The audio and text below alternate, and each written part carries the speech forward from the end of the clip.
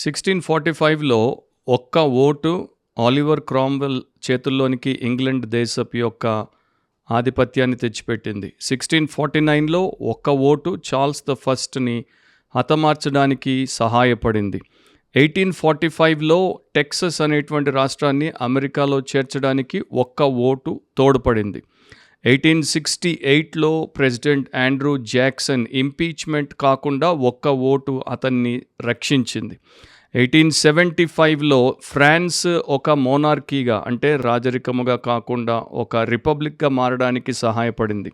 1923లో ఒక్క vote Adolf Hitler నాట్జీ పార్టీకి నాయకుడిగా ఎన్నుకోవడానికి సహాయపడింది. సో ప్రపంచ చరిత్రలో మనం గమనిస్తే ఒక్క ఓటు ద్వారా ప్రపంచంలో అనేక విషయాలు తలకిందులయ్యాయి. మంచి జరిగింది, చెడు జరిగింది. అండ్ ఒక్క ఓటు యొక్క శక్తి ఏంటో మనకి మరి చరిత్ర చెప్తోంది. దాని యొక్క అర్థం ఏంటంటే ఒకని శక్తి ఎంత గొప్పదో, ద పవర్ ఆఫ్ వన్.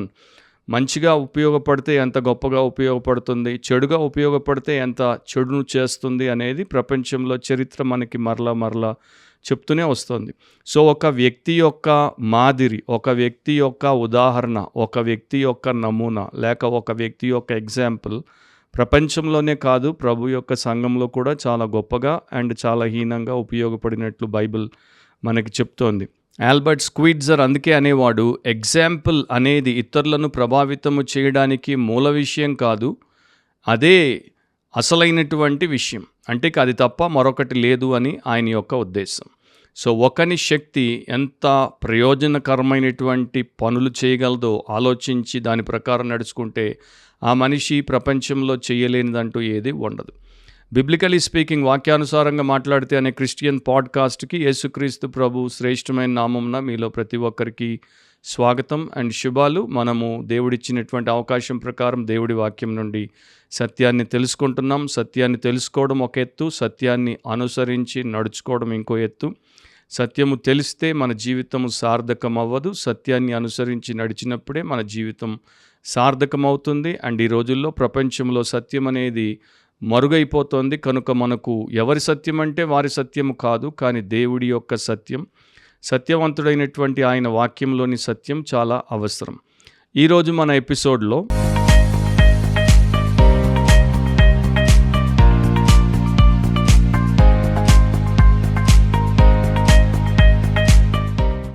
ఎపిసోడ్లో ఒక వచనం గురించి మనం చాలా బ్రీఫ్గా మెడిటేట్ చేస్తాం, లేకపోతే దాని గురించినటువంటి క్లుప్త ధ్యానాన్ని వింటాం. యోహాన్ రాసిన 3వ పత్రిక 1వ అధ్యాయం ఉంటుంది, దాంట్లో 12వ వచనం. 3 John verse 12. దేమేత్రియు అందరి వలనను సత్యము వలనను మంచి సాక్ష్యము పొందినవాడు, మేము కూడా అతనికి సాక్ష్యం ఇచ్చుచున్నాము, మా సాక్ష్యము సత్యమైనదని నీవెరుగుదువు.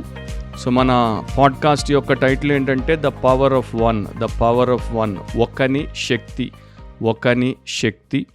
సో దాని గురించి ఇక్కడ ఈ వచనంలో ఉన్నటువంటి సత్యాన్ని దేవుడు మనకు నేర్పిస్తాడు. అపోస్తలుడైనటువంటి యోహాను మరి యొక్క సంఘానికి రాసినప్పుడు గాయు అనేటువంటి తన ప్రియుడికి, అక్కడ సంఘానికి నాయకుడిగా ఉన్నటువంటి వ్యక్తికి రాసినప్పుడు దెమేత్రియస్ అనేటువంటి ఒక వ్యక్తి గురించి ఆయన రాస్తున్నాడు.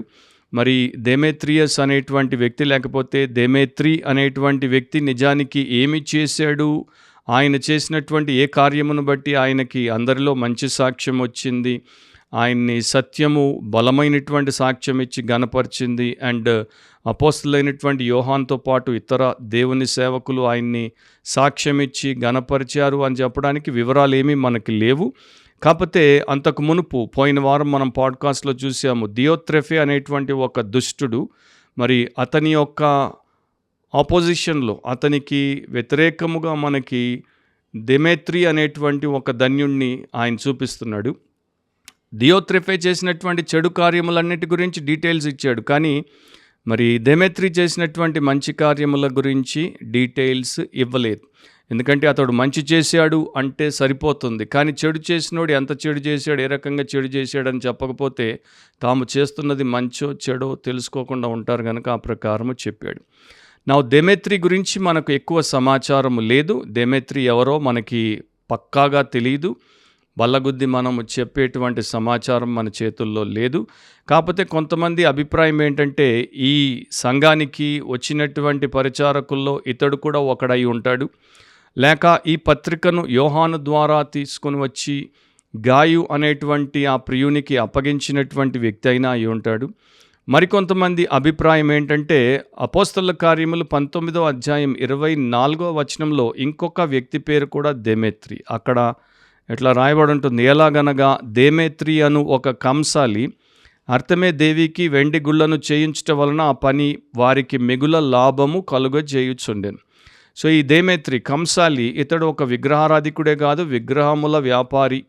అండ్ అతనికి అపోస్తలకి, ముఖ్యంగా పౌలు అతని బృందానికి చాలా పెద్ద వివాదము, పోరాటము జరిగింది. అది మనకి అపోస్తల కార్యములు 19లో చూపించబడింది. వారేమో దేవుడి వైపు, ఇతడేమో అర్తెమే దేవి వైపు. ఆ ప్రకారము జరిగినటువంటి తతంగమంతా అక్కడ ఉంది. ఈ పండితుల అభిప్రాయం ఏంటంటే, ఇతడు తరువాత కాలంలో సువార్త శక్తి ద్వారా రక్షించబడ్డాడు. రక్షించబడిన తర్వాత దేవుని యొక్క సేవకుడయ్యాడు. అతనే మంచి సాక్ష్యాన్ని పొందాడు, ఆ దేమేత్రి అని వారు అన్నారు. కానీ దాని గురించినటువంటి పెద్ద రుజువులు మన దగ్గర లేవు కనుక మనము అది అని చెప్పలేం. కొంతమంది దేమా అని అన్నారు. పౌలుతో జత పనివాడిగా ఉండి తర్వాత ఇహలోకాన్ని స్నేహించి ఆయన్ని విడిచి వెళ్ళిపోయినటువంటి దేమా అని అన్నారు. దానికి కూడా మనము మరి ఖచ్చితముగా అని చెప్పలేం. నిజానికి చరిత్రలో ట్రెడిషన్ మనకి చెప్పేది ఏంటంటే దేమా కాదు అనేటువంటి రుజువులు ఉన్నాయి. కొంతమంది ఇంకా యోహాను ఇతడిని ఫిలడెల్ఫియా అనేటువంటి ప్రాంతంలో ఉన్న సంఘానికి బిషప్గా నియమించాడు, అతడు బిషప్ అని కూడా అన్నారు. కానీ వీటికి మూడింటికి కూడా ఏ రకమైనటువంటి రుజువు లేదు. కాకపోతే వాక్యం మనకి ఇచ్చినటువంటి ఒక గొప్ప ఆధారం ఏంటంటే, ఒక గొప్ప ప్రూఫ్ ఏంటంటే, దేమేత్రి అనేటువంటి వ్యక్తి యథార్థపరుడు, దేమేత్రి అనేటువంటి వ్యక్తి దైవజనుడు, దేమేత్రి అనేటువంటి వ్యక్తి భక్తిపరుడు, దేమేత్రి అనేటువంటి వ్యక్తి వాక్యానుసారమైనటువంటి వివేకము కలిగినటువంటి ఒక విశ్వాసి. సో ఆయన జీవితంలో ఆయనకున్నటువంటి సాక్ష్యము ఎంత గొప్పదంటే, ఆయన ప్రతి పరిస్థితిలో నమ్మకమైన వాడు, ప్రతి పరిస్థితిలో నిష్టగా ఉన్నాడు, ప్రతి పరిచర్యలో దేవుడి యొక్క పనిని ఆయన దేవుడు చెప్పినట్టు జరిగించాడు. దాన్ని బట్టి అతని యొక్క పేరు ఇక్కడ ప్రస్తావించబడింది. సో ఆ వచనం నుండి 3 విషయాలు మనము చూడాలి. ఎందుకంటే 3 విషయాలను అపోస్తలుడైనటువంటి యోహాను అక్కడ రాశాడు. మొదటిది, Demetrius was a god fearing man. Demetri దేవుడికి భయపడేటువంటి వాడు. సో అతడి యొక్క మంచి సాక్ష్యం, దెమెత్రియు అందరి వలనను సత్యము వలనను మంచి సాక్ష్యము పొందినవాడు. సో మొదటి విషయము యోహాన్ ఏం చెప్తున్నాడు, దెమెత్రి అందరి వలన మంచి సాక్ష్యము పొందాడు. అండ్ మీరు ఆ యొక్క వచనంలో చూస్తే సాక్ష్యము అనేది 3 సార్లు యోహాను రాశాడు. సో అతని యొక్క జీవితంలో, దెమెత్రి యొక్క జీవితంలో ప్రధానంగా మనకి దేవుడు ఏం చూపిస్తున్నాడు, ఏం నేర్పిస్తున్నాడు అంటే, అతడు చాలా గొప్ప సాక్ష్యము కలిగిన వ్యక్తి.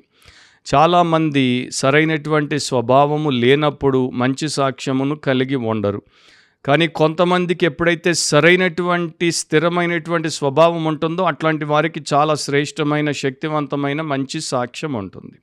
ఈ రోజున సంఘాల్లో, సభల్లో, లేకపోతే ఆన్లైన్లో, సోషల్ మీడియాలో సాక్ష్యాలని పెట్టుకునేటువంటి వారి యొక్క నిజస్వరూపం ఏంటి, అసలు స్వభావం ఏంటి దేవుడికి మాత్రమే తెలుసు. వారు బయటపడినప్పుడు అందరికీ తెలిసిపోతుంది వారికి సాక్ష్యము లేదు. ఎందుకంటే వారికి శీలము లేదు, క్యారెక్టర్ లేదు. వారేదో ఒక కరిస్మా కొరకు అందరినీ ఆకట్టుకోవడానికి అట్లా కనికట్టు ప్రదర్శనలు అండ్ కళ్ళబొల్లి కబుర్లు చెప్పారు, మోసం చేశారని బయటపడిపోతుంది. కానీ ఈరోజు బయటపడకపోయినా ఒక రోజున బయటపడుతుంది.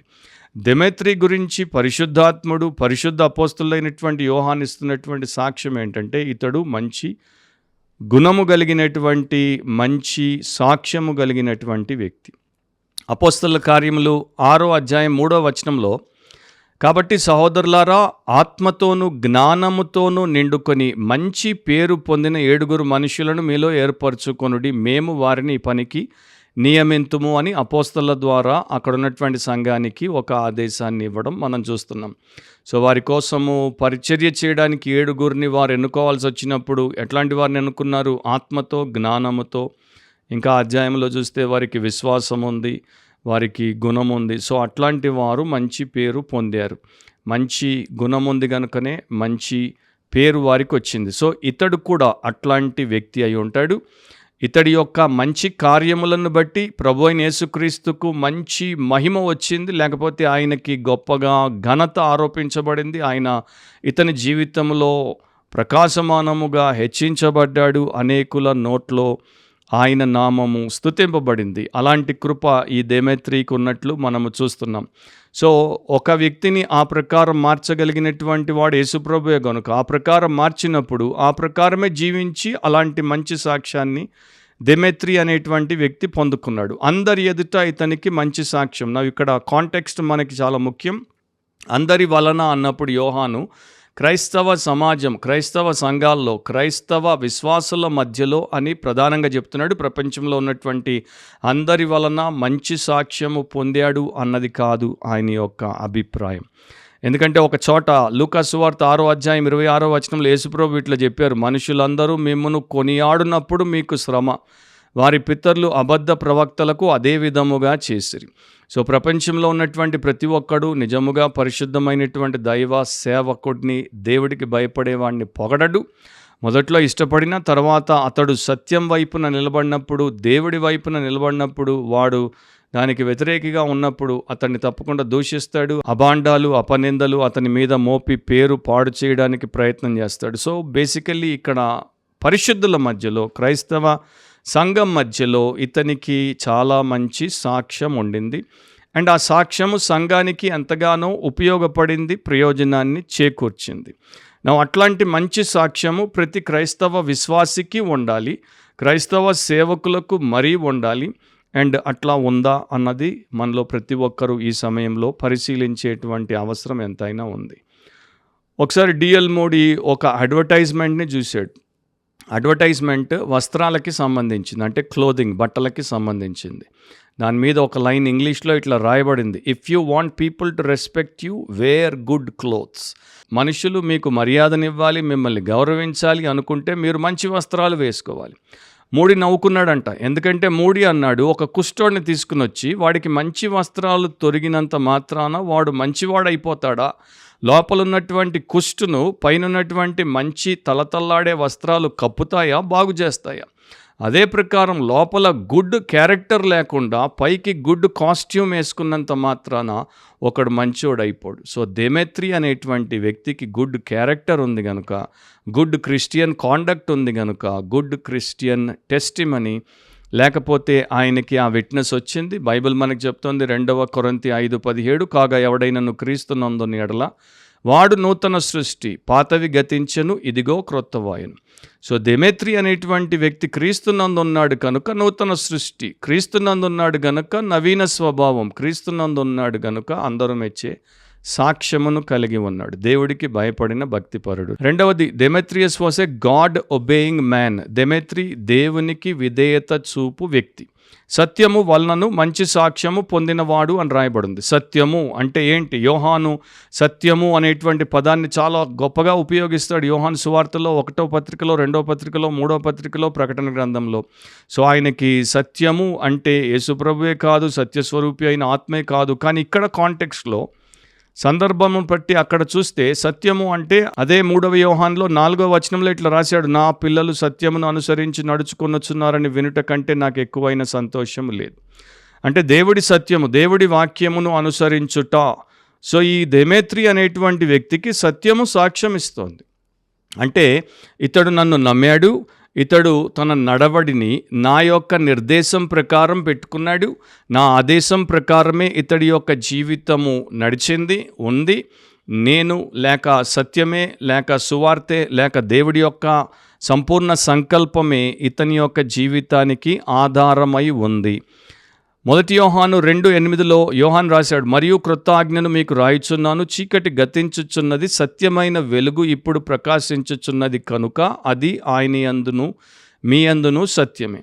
సో డెమెత్రి అనేటువంటి వ్యక్తి సువార్తకు ఎక్స్పోజ్ అయినప్పుడు, అంటే సువార్తను విన్న తర్వాత సువార్తకు అనుకూలంగా తన జీవితాన్ని అమర్చుకున్నాడు, చేయాల్సినటువంటి మార్పులన్నీ చేసేసాడు, చేకూర్చుకోవాల్సినటువంటి చేర్పులన్నీ చేకూర్చుకున్నాడు.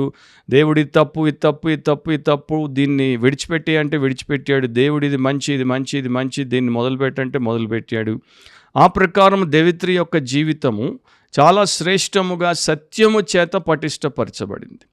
రోమీలకు రాసినప్పుడు అపోస్తులైన పౌలు కూడా ఇట్లా రాస్తాడు 16వ అధ్యాయం 19వ వచనంలో, మీ విధేయత అందరికిని ప్రచురమైనది గనుక మిమ్మల్ని గురించి సంతోషించుచున్నాను. సో ఆయన వారి విధేయత గురించి మాట్లాడినప్పుడు ఏ విధేయత గురించి మాట్లాడుతున్నాడు? దేవుని వాక్యానికి వారు చూపినటువంటి విధేయత, వారి విశ్వాసము, విధేయత రెండు కూడా వారు విశిష్టమైనటువంటి వ్యక్తులని చూపిస్తూ సాక్ష్యమిస్తోంది కనుక దాన్ని బట్టి అందరికీ వారు ఏమై ఉన్నారో తెలిసొచ్చింది. మీరు అట్లాంటి వారు కనుక మిమ్మల్ని గురించి నేను సంతోషిస్తున్నాను అంటూ, మీరు మేలు విషయమై జ్ఞానులను, కీడు విషయమై నిష్కపటులునై ఉండవలనని కోరుచున్నాను. సో వీరి యొక్క విధేయత వీరిని ఎట్లా తయారు చేస్తుందంటే, మేలు విషయంలో వీరు జ్ఞానులు, పరిపక్వత కలిగినటువంటి వ్యక్తులు, కీడు విషయంలో వీరు నిష్కపటులు. దియోత్రెఫే కీడు విషయంలో నైపుణ్యత కలిగినటువంటి దుష్టుడు, కానీ దేమేత్రి మేలు విషయంలో ఎంతో సాక్ష్యమును కలిగినటువంటి జ్ఞాని. ఆయన నిజముగా సత్యవంతుడు అని సత్యమే సాక్ష్యమిస్తోంది. పాత నిబంధనలో ఒక చోట ఇట్లా రాయబడి ఉంటుంది. 1 రాజులు 17వ అధ్యాయం 24వ వచనంలో, ఆ స్త్రీ ఏలియాతో, నీవు దైవజనుడవై ఉన్నావనియు నీవు పలుకుచున్న యెహోవా మాట నిజమనియు ఇందుచేత నేను ఎరుగుదున నేను. ఆయన ఆమె కుమారుణ్ణి బ్రతికించి ఆమెకు వెనక్కిచ్చినప్పుడు ఆమె ఇచ్చినటువంటి సాక్ష్యం. సో ఆమె ఏమంటుంది, నీవు నిజంగా దైవజనుడు, నీవు పలికే మాట దేవుడి మాట అని నాకు తెలుసు. ఎందుకంటే దేమేత్రి కూడా దేవుని మాటను దేవుని మాటగా తీసుకున్నాడు అండ్ దానికి తన్ను తాను అప్పగించుకున్నాడు. సో పరిశుద్ధుల మధ్యలో ఆయన గొప్పగా సాక్ష్యమును పొందుకున్నాడు. ప్రభు వాక్యము సత్యము ద్వారా ఆయన గొప్ప సాక్ష్యాన్ని కలిగి ఉన్నాడు. ఎవరికైనా సరే సత్యము సాక్ష్యం ఇచ్చినప్పుడు దానికన్నా గొప్ప బహుమానం మరొకటి ఉండదు. అండ్ నాకు చరిత్రలో చార్ల్స్ యాడన్ స్పర్జన్ యొక్క అనుభవం జ్ఞాపకం వస్తుంది. ఆయన మెడిటరేనియన్ సీ ప్రాంతంలో ఉన్నటువంటి మొనాకో అనేటువంటి ప్రాంతానికి అప్పుడప్పుడు వెళ్ళేవాడు. సో మొనాకోకు ఆయన ఆరోగ్యము బాగు చేసుకోవడానికి, బలపడడానికి, విశ్రాంతి కోసం వెళ్ళినప్పుడు అక్కడ మంచి గార్డెన్స్ ఉండేవి. ఆ తోటల్లో తిరిగేవాడు. దాని ద్వారా ప్రశాంతత అండ్ అతనికి ఉపశమనం కలిగేది. ఆ తోట పక్కనే ఒక జూదశాల ఉండేది, ఒక కసినో ఉండేది, గ్యాంబ్లింగ్ డెన్ ఉండేది. సో ఒకసారి అటు వెళ్ళాడు, చూశాడు, ఓకే ఇక్కడ జూదశాల ఉందని అసహించుకుని వెళ్ళిపోయాడు. తర్వాత అసలు ఆ తోటలకు వెళ్ళడం కూడా మానేశాడు. దానికి కూడా ఒక బలమైన కారణం ఉంది. చార్ల్స్ స్పర్జన్కి ఇంకొక స్నేహితుడు, సేవకుడు, అతడిచ్చిన సాక్ష్యాన్ని బట్టి స్పర్జన్ ఈ నిర్ణయం చేశాడు. ఆ సేవకుడు మొనాకోలో ఆ యొక్క గార్డెన్లో తిరిగేవాడు, ఎప్పుడూ ఆ గ్యాంబ్లింగ్ డెన్కి వెళ్ళలేదు. కాకపోతే ఆ గ్యాంబ్లింగ్ యొక్క ఆ జూదశాల యజమాని, అతని పేరు బ్లాంక్. అతడు ఒకసారి ఇతని దగ్గరికి వచ్చి ఆయన అడిగాడు, అయ్యా మీరు తోట దాకా వస్తారు కానీ మా యొక్క జూదశాలకు ఎప్పుడు రాలేదు, రావచ్చు కదా అంటే, నేను ఎప్పుడు జూదం ఆడలేదు, మరి నేను అక్కడికి వచ్చేది ఎందుకు, నా ద్వారా నీకేమి లాభం కలగనప్పుడు నాకు అక్కడికి రావాల్సిన పని ఏముంది. సో వెంటనే యజమాని అన్నాడు, మీ ద్వారా మీరు వచ్చి ఆడకపోతే నాకు లాభం కలగదు అన్నది కాదు ఇక్కడ విషయం. మీలాంటి గనులు వస్తే, మీలాంటి మంచి సాక్ష్యం ఉన్న వాళ్ళు నా జూదశాలకు వస్తే, ఆ తోటలో తిరిగేటువంటి వారు మీరు నా దగ్గరికి వచ్చారన్నది చూస్తే, ఎన్నడూ ఈ యొక్క జూదశాలకు రానటువంటి వారు కూడా మీ యొక్క ఇన్ఫ్లుయెన్స్ చేత రావచ్చు. అట్లా వారు వచ్చినప్పుడు నాకు వ్యాపారం పెరుగుతుంది, రాబడి వస్తుంది అనగానే ఆ మనిషి కూడా తోటకే రావడం మానేశాడు. అంటే వీళ్ళిద్దరూ, స్పర్జన్ అండ్ ఆ యొక్క సేవకుడు, ఇద్దరు కూడా ఏమి ఆలోచించారంటే, మేము సరిగా ఉండడమే కాదు, మా సాక్ష్యం ఎంత బలంగా ఉండాలంటే మా ద్వారా ఎవడు దారి తప్పకూడదు, మా ద్వారా ఎవడు దేవుడి యొక్క వ్యతిరేకమైనటువంటి విషయాల్లో పడి పతనం అవ్వకూడదు, కనుక అట్లా ఆపేశారు. సో కీడుగా కనబడేటువంటి ప్రతి విషయానికి కూడా వారు దూరంగా ఉన్నారు. అండ్ ఈ రోజున అట్లాంటి దేవుడి యొక్క వాక్యానికి విధేయత చూపించేటువంటి భక్తిపరులు మన మధ్యలో ఎంతమంది ఉన్నారు? మనం ఉన్నామా? దానియేలు గురించి పాత నిబంధనలో ఒక గొప్ప సాక్ష్యం ఉంది. దానియేలు 6వ అధ్యాయం 5వ వచనం, అందుకా మనుషులు అతని దేవుని పద్ధతి విషయమందే గాని మరి ఏ విషయమందును అతనిలో లోపము కనుగొనలేమనుకొనిరి. సో వీళ్ళందరూ దానియేలుకు శత్రువులు, విరోధులు, వీరందరూ అవిశ్వాసులు. కానీ వీరు దానియేలు జీవితాన్ని నిశితంగా పరీక్షించినప్పుడు అతనిలో ఏ లోపము లేదు. ప్రభుత్వ విషయంలో లేదు, ప్రవర్తన విషయంలో లేదు, వ్యక్తిత్వంలో లోపము లేదు. అతన్ని తప్పుపట్టాలంటే అతని దేవుడి పద్ధతిలోనే తప్పుపట్టాలి. అట్లా వచ్చింది. నెక్స్ట్ ఇన్ని రోజులు రాజుగారికి తప్ప ఏ దేవుడికి, దేవతకు ఈ దేశంలో ఉన్న ఏ నరుడు ప్రార్థన చేయకూడదు అని. వారికి ఎందుకు అట్లాంటి ఆలోచన వచ్చిందంటే, మనం ప్రార్థన చేయొద్దంటే ఇతడు తప్పకుండా ప్రార్థన చేస్తాడు, తప్పు చేసి దొరుకుతాడు అని అట్లా వారు ప్రణాళిక వేశారంటే మనం నిజంగా డానియల్ టెస్టిమనీ గురించి ఆశ్చర్యపోకుండా ఉండలేం. సో సువార్త, దేవుడి వాక్యము, దేవుడి సత్యము, ఒకడు దానికి అనుకూలంగా ఉంటే వాడిని బలపరిచేటువంటి సాక్ష్యం ఇస్తుంది. ఒకడు దాన్ని విరిచేస్తే, దానికి అవిధేయత చూపితే వాడికి వ్యతిరేకముగా అది సాక్ష్యం ఇస్తుంది. సో కొందరికి మంచి సాక్ష్యము, కొందరికి చెడు సాక్ష్యం ఎందుకుంది? విశ్వాసులు విధేయులైతే మంచి సాక్ష్యం, విశ్వాసులు అవిధేయులైతే చెడు సాక్ష్యం. మూడవది, చివరిది, Demetrius was a god glorifying man. Demetri దేవుణ్ణి మహిమపరిచినటువంటి వ్యక్తి. మేము కూడా అతనికి సాక్ష్యం ఇచ్చుచున్నాము, మా సాక్ష్యము సత్యమైనదని నీవెరుగుదువు అని భక్తుడైన యోహాను రాశాడు. మేము అంటాడు అంటే అపోస్తలులైనటువంటి యోహాను, అతనితో పాటు ఉన్నటువంటి ఇతర సేవకులు, ఇతర పెద్దలు, వీరు కూడా ఈ దెమెత్రికి సాక్ష్యం ఇచ్చారు. అండ్ మా సాక్ష్యము సత్యమైనదని నీవెరుగుదువు అని గాయుకు ఆయన రాస్తున్నాడు. నా ఇప్పుడు అపోస్తలులైనటువంటి యోహాను, యేసు రొమ్మును ఆనుకున్నటువంటి ప్రియుడైన యోహాను, పరిశుద్ధుడైన యోహాను, దేవుడు వెలుగై ఉండెను అని మనకు బయలుపరిచిన ప్రేమ కలిగినటువంటి యోహాను, ఆయన సాక్ష్యం ఇచ్చాడంటే ఇక తిరుగులేనటువంటి సాక్ష్యం.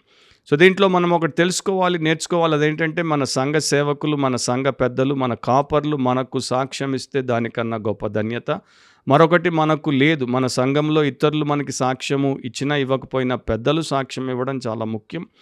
ఇతరులు వారు ఇవ్వకపోతే మనం సంఘానికి వచ్చి సాధించింది ఏంటి అనే ప్రశ్న కూడా ఉత్పన్నం అవ్వక ఉండదు. దియోత్రెఫే గురించి యోహాన్ ఏం చెప్పాడో మనం లాస్ట్ వీక్ చూసాం. మీరు ఒకవేళ చూడకపోతే పోయి చూడండి. దియోత్రెఫే ప్రమాదకరం అన్న పాడ్కాస్ట్లో అదంతా చెప్పబడింది. దెమెత్రి గురించి యోహాను ఎంత సాక్ష్యం ఇస్తున్నాడు. సో ఒక రకంగా చెప్పాలంటే దియోత్రెఫే చీకటి అయి ఉన్నాడు, దెమెత్రి వెలుగై ఉన్నాడు అనేటువంటి గొప్ప సాక్ష్యాన్ని యోహాన్ ఇచ్చాడు, యోహాన్తో ఉన్నవారు ఇచ్చారు. సో ఆ ప్రకారము ఈ దెమెత్రి అనేటువంటి వ్యక్తి ఘనమైనటువంటి వ్యక్తిగా ఉన్నాడు. కానీ ఇతడు చాలామంది క్రైస్తవులకి తెలియదు, ఇతని పేరు తరచుగా మనకి వినబడదు. పౌలు, పేతురు, యోహాను, దావీదు, మోషేలాగా ఇతని పేరు మారుమోగదు. ఇతడు వీరోచితమైన కార్యము చేయలేదు, ఇతడు ఒక్క సూచక్రియ అద్భుత కార్యము చేసినట్టు నమోదు చేయబడలేదు. కానీ ఇతడు మంచి సాక్ష్యం, సంఘం అంతటి ద్వారా మంచి సాక్ష్యం, దేవుడి వాక్యం ద్వారా మంచి సాక్ష్యం, దైవజనుల ద్వారా మంచి సాక్ష్యమును కలిగి ఉన్నాడు. అండ్ యోహాను 19:35 యోహాను సువార్తలో అంటాడు, ఇది చూచిన వాడు సాక్ష్యం ఇచ్చుచున్నాడు, అతని సాక్ష్యము సత్యమే. సో యోహాను 21:24 కూడా చెప్తాడు యోహాను సువార్తలో, ఈ సంగతులను గూర్చి సాక్ష్యం ఇచ్చుచు ఇవి రాసిన శిష్యుడు ఇతడే, ఇతని సాక్ష్యము సత్యం. సో యోహాను చెప్పాడంటే తిరుగులేనటువంటి సత్యం. యోహాను దెమెత్రి గురించి ఇచ్చినటువంటి సాక్ష్యము తిరుగులేనటువంటి సాక్ష్యం. సో ఈ రోజున చాలామంది సొంత సాక్ష్యం ఇస్తున్నారు, సొంతగా వారిని గొప్ప చేసుకునే ప్రయత్నం చేస్తున్నారు. మనకి మాటలు బాగా వచ్చు, కానీ మనలో చేష్టలు లేవు. మన గురించి ఇతరులు సాక్ష్యం ఇవ్వాలి. మన సొంత నోరు మనల్ని పొగుడుకోవడం కాదు, ఇతరులు మనల్ని పొగడాలని బైబిల్ చెప్తోంది. సో ఆ ప్రకారము యోహాను పొగుడుట, ఇతరులు పొగుడుట, అండ్ ఇతన్ని అంటే దెమెత్రిని, గాయు, ఆ సంఘం వారందరూ కూడా అనుకరిస్తే వారికి కూడా ఆశీర్వాదం అన్నట్టు వారి ముందు పెట్టాడు. అపోస్తలులైన పౌలు తెస్సలోనిక సంఘానికి రాసినప్పుడు అంటాడు, 1 తెస్సలోనిక 1:6 పరిశుద్ధాత్మ వలన కలుగు ఆనందముతో గొప్ప ఉపద్రవమందు మీరు వాక్యం అంగీకరించి మమ్మును ప్రభువును పోలి నడుచుకొనిన వారైతిరి. అంటే విపత్కరమైనటువంటి పరిస్థితుల్లో కూడా తెస్సలోనిక విశ్వాసులు పరిశుద్ధాత్మ మూలముగా దేవుడి వాక్యాన్ని వారు అంగీకరించారు. వారు ప్రభువును బట్టి, తర్వాత పౌలు బృందాన్ని బట్టి వారిని అనుసరించి నడుచుకున్నారు. ఇంత గొప్ప సాక్ష్యం వారికి ఆయన ఇచ్చాడు. ఒక ప్రపంచ ప్రముఖ సువార్థికుడు, ప్రపంచంలో అనేక దేశాల్లో సువార్త సభలు పెట్టిన వ్యక్తి, భారతదేశానికి మొట్టమొదటిసారి వస్తున్నప్పుడు సిలోన్లో ఉన్నటువంటి ఒక దైవజనుడికి ఉత్తరం రాశాడు. సిలోన్లో ఉన్నటువంటి దైవజనుడి పేరు D.T. నైల్స్.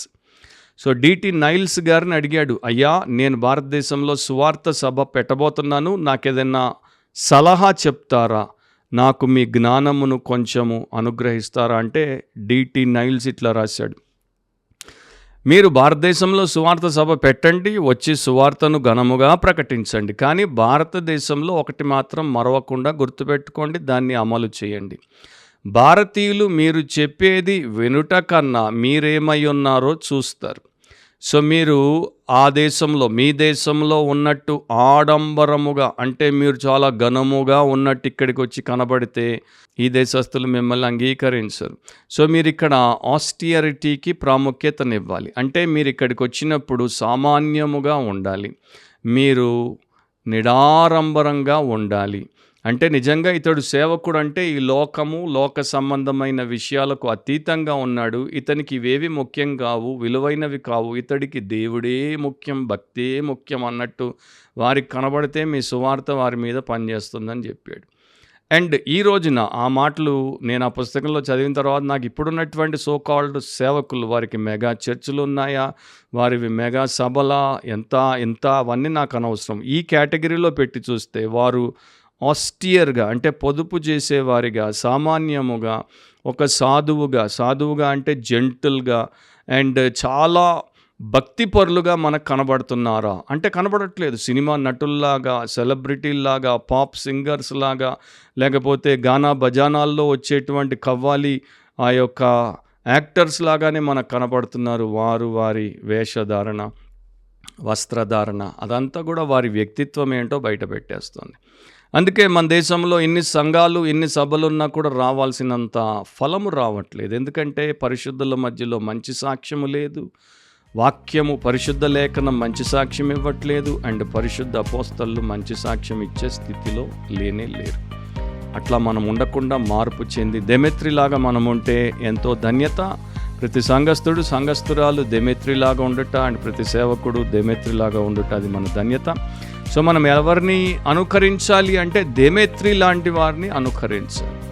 మనం బయట ఉన్నటువంటి ఏ ఒక్కరిని అనుకరించనక్కర్లేదు. బైబిల్లో ఉన్నటువంటి వారిని అనుకరించడానికి వారి జీవితం అంతటిని మన ఎదుట దేవుడు స్పష్టంగా పరిచిపెట్టాడు. వారు మనకి చాలు, క్షేమం. బయటోళ్ళు మనకొద్దు. చాలామంది ఈ రోజున మనకి క్షేమం. సో అట్లాంటి పరిస్థితుల్లో అట్లాంటి వారిని అనుకరించే వ్యక్తిగా నీవు ఉంటే వెంటనే ఆపేసేయి. అట్లాంటి వ్యక్తిగా ఉండి అందరూ నన్ను అనుకరించాలని నీవు అనుకుని పోజు పెడుతుంటే వెంటనే మానేసేయి. దేవుడి వైపు తిరుగు, వాక్యానుసారంగా మంచి సాక్ష్యాన్ని పొందు అండ్ దేవుణ్ణి గణపరచు. దేవుని యందు భయము కలిగిన వ్యక్తిగా, దేవుని చేత, వాక్యము చేత పోషించబడి విధేయత చూపే వ్యక్తిగా, దేవుణ్ణి మాత్రమే హెచ్చించి మహిమపరిచే వ్యక్తిగా ఉండటం మన ధన్యత.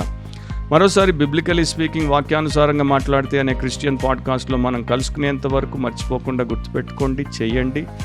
వాక్యానుసారంగా ఆలోచించండి, వాక్యానుసారంగా కోరుకోండి, వాక్యానుసారంగా ప్రవర్తించండి, వాక్యానుసారంగా మాట్లాడండి, వాక్యానుసారంగా జీవించండి. అదే మనకు నిత్య జీవము, సమృద్ధి గల జీవమును ఇచ్చే అంశం. God bless you all. See you soon. Amen.